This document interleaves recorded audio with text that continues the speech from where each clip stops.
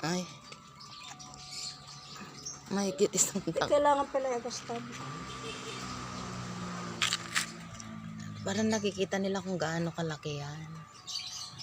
Katangkad. Isang buwan pa. Isang buwan lang. Ano lang ito, mga 18 weeks daw, 18 days. Ay, hindi ah. Matanda na. Oo nga, mukhang, nabali na yung isa.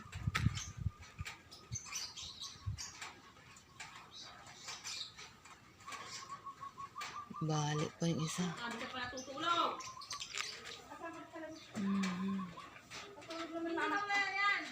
Alas 2 na oh.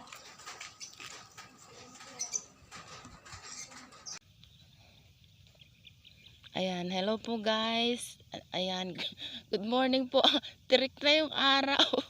Andito po tayo ngayon sa aking kamatisan na pinagkakabalahan ko po sa loob ng 2 buwan at 1 week na po siya ngayon. Ito po mga kamatis. Kamatis diamante.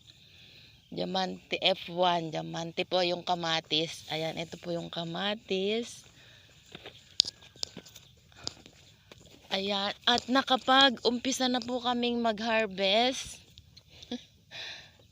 Ayan, di naman pala nakikita yung nakapag-umpisa, first harvest na po kami ng 9 kilos. At ang ganda po ng presyo, nasa 40 pesos ang 4 kilo. Ayan.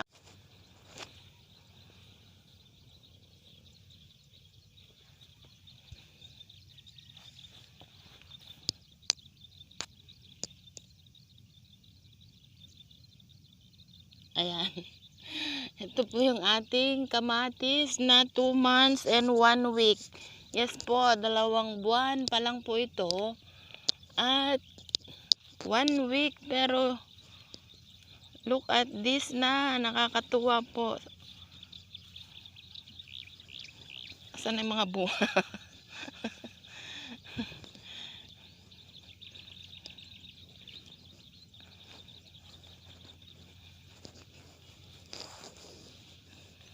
Kapag may tanim po pala talaga, ay ang sarap po sa pakiramdam. Lalo na po at makikita mo yung tanim mo, ganito po siya karaming bunga.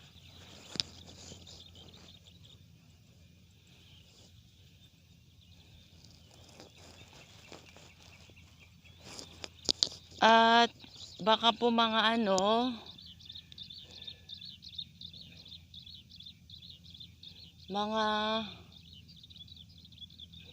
bukas po siguro ay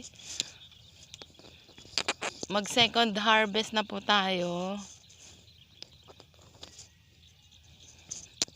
At ayan, dami na po niyang bunga.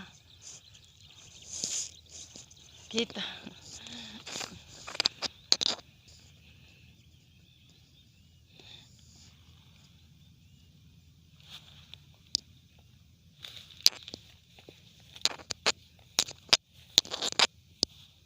At tayo po ay nasa gitna ng kabukiran. Napapagitnaan po tayo ng mga palay.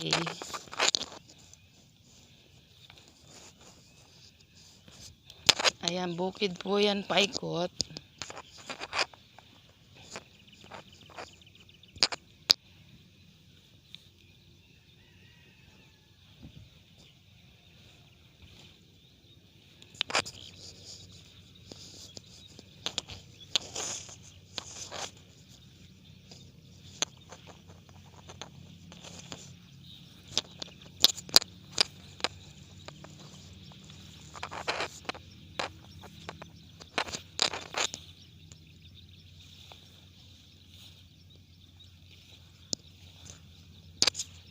Ganito po pala talaga yung diamante kung mamunga. Ang sipag po niyang mamunga talaga, oh.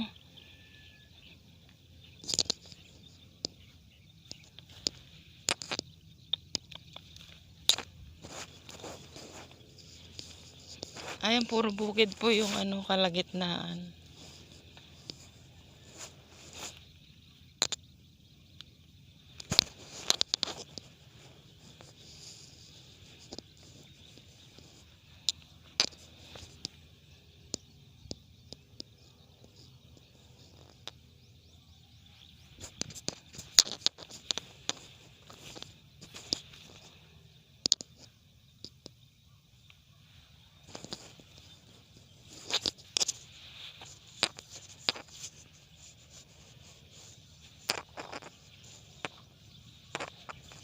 kulang po pala ito sa tukod talaga yung yung poste.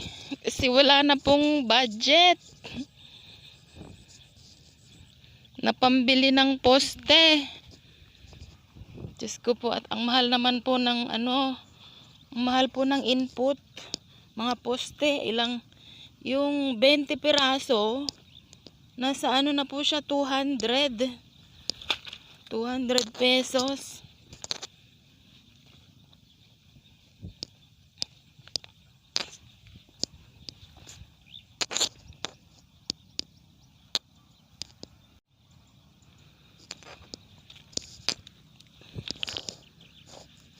Tapos yung mga abono, ang ginamit ko pong abono ay yung mahal, yung Yara Mila, Yara Unique 16, Nitrabor, at saka Foliar po, Foliar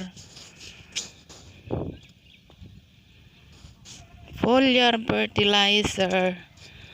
At saka ganyan po, mas maganda po yung bukod-bukod siya na ano, yung may spacing siya kumpara po kasi dyan, pag pala ano, medyo dikit-dikit. Pag ganito po na solo pala niya, yung may space siya na ganyan, magiging mas maganda po yung bunga niya. Talagang ano, parang mas marami siyang bunga pag yung ganyan. Gaya po nito, may space sila ganyan, kasi doon sa banda doon medyo dikit-dikit sila.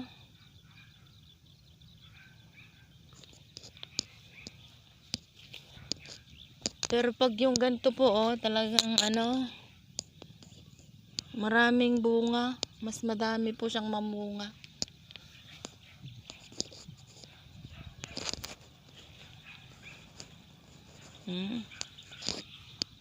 Tapos ang dami pong bulaklak. Kasi nilagyan ko rin po siya ng 0060, yung potas, yung pamparami po ng bulaklak.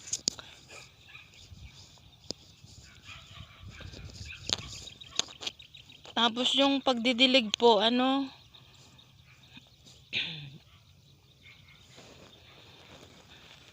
ng pagdidilig ng abono is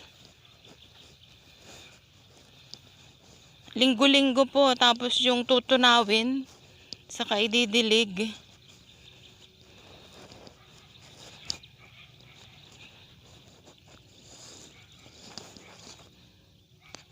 Ang dami niyang mamunga yung isang puno.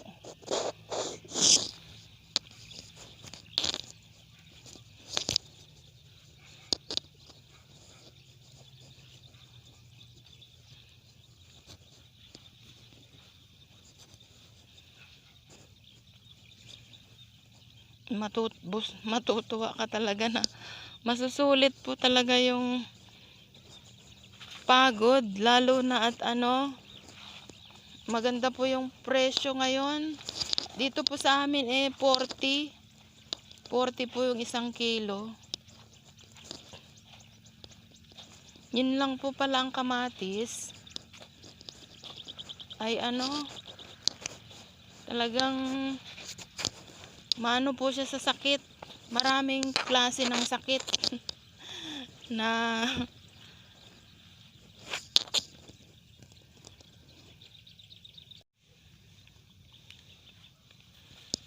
yung isang tangkay niya, ito, 245. Ayan, karamihan po ay ano, 5 yung isang tangkay. 245. Ito, nakuhanan na po ng isa.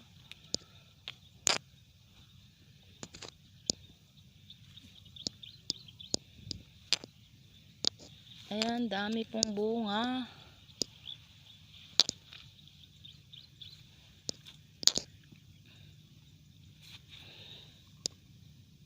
May paisa-isa na po siyang ano. Ayan, 3. Ito po, sabay-sabay yung 3.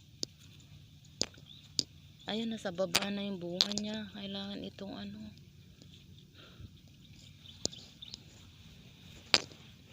talian. Ayan po, karamihan ay 2, 4, 4. pero may kasunod pa sana siyang 3.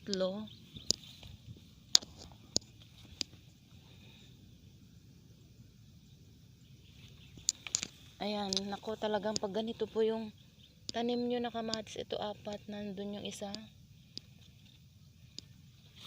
Tisipagan po talaga kayo na mag-farm. Sana lagi pong ganon yung magiging mahal po yung presyo.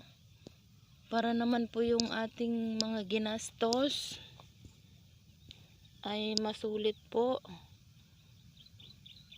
Tapos, syempre, kailangan po kumita po tayo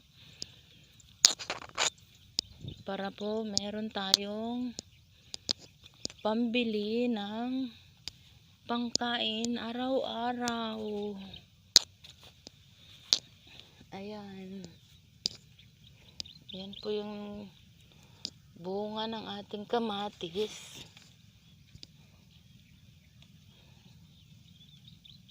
Ayan, tapos po yan, tinanggalan ng dahon.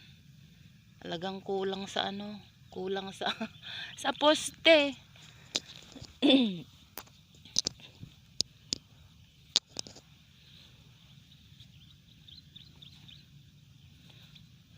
months and 1 week pa lang po siya.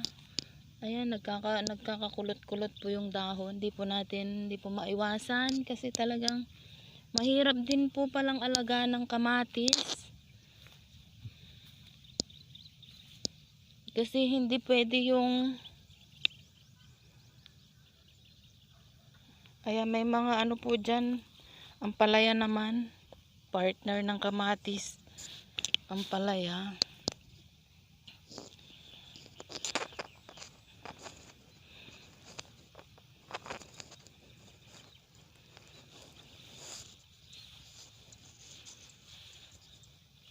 Maganda po pala talaga yung yung Yara na abono.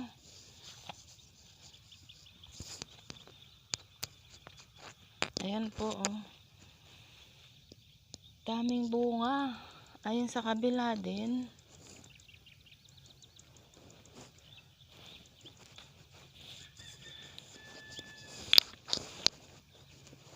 Ganito lang po yung ginawa naming tali, oh.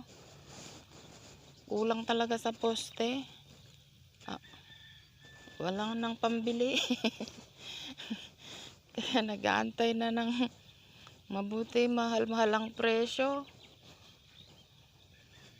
40 po ang 1 kilo sa farm gate. Oh, talagang farm gate. Sa farm. Farm talaga. Ayan, ito po. Ang bilang po ng kamatis ay 1,200 po na puno. Ito pa po yung isang sakit na isa ng kamatis, oh. Kulang siya sa calcium nitrate. Thank you po guys sa inyong panonood sa aking pagkakamatis.